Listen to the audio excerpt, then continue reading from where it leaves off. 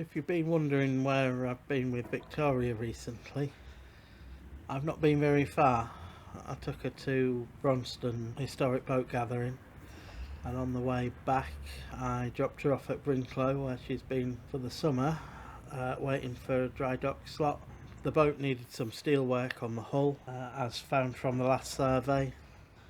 Dave Ross from DCR Boat Building originally patched it up just to get me going, but now it's back on the dock. He's done a proper job and cut out all the steel work and let some new in, reattaching the top guard. The propeller and prop shaft was removed.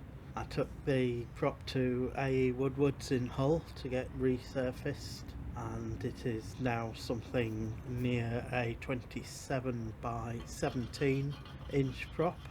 Nick Sherritt at Brinklow got a new prop shaft fitted.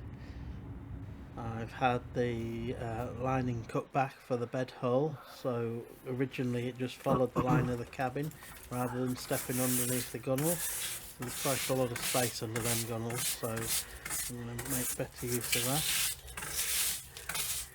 that. These pictures are from me cleaning out under the counter because we needed to do some welding work, but as you can see there's also a lot of rust.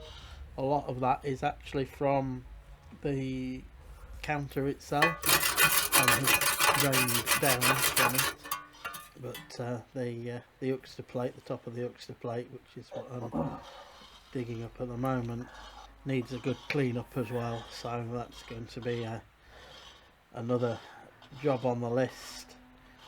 And get it wire brushed and some rust treatment, and then some long-term paint solution put on it.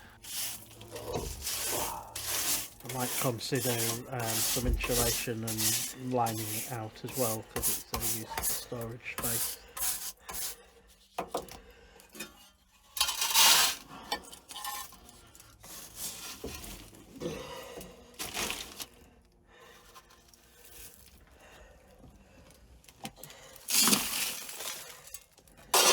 By watching these videos you are helping to keep this old boat alive and still running. Any of the money I make from YouTube is such a small drop in the ocean compared to the cost of running the boat, but every little helps. And so that's what I've been doing with Victoria, not a lot. Please like and subscribe for more videos.